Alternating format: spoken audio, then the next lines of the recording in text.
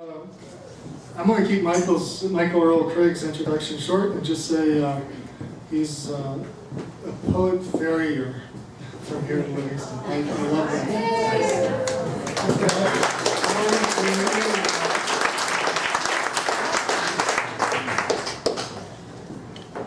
Hello.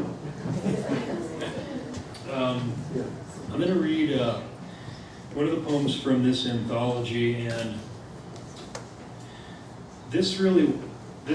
there's probably only one or two lines in here that are even would make this a poem. Really, this was just instructions to my family. It started out very straightforward. When it's time. When it's time, I'd like to be buried in a simple wooden coffin, a pine board box, or even a thick, waxed cardboard box. Hell, it doesn't even need to be thick or waxed. And drop me in there any old way, in any man's clothes, but be sure to tip my head back.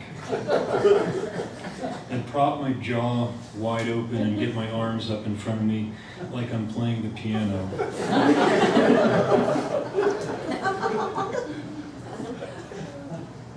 You have to guess which lines are those two.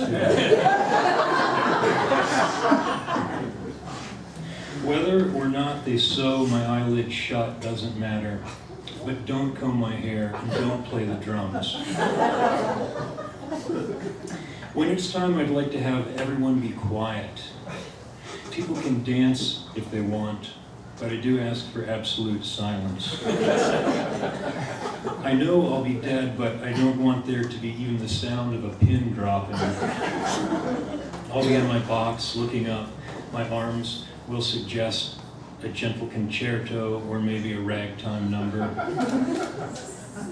And it shouldn't be seen as a look of horror on my face, for I've had a good time in this body.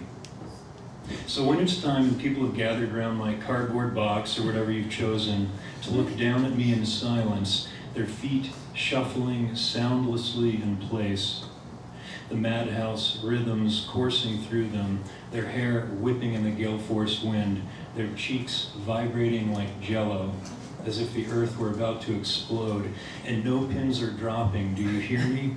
It is silent.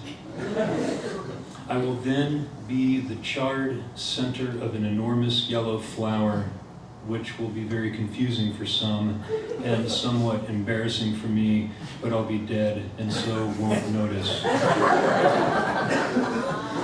Thanks a lot.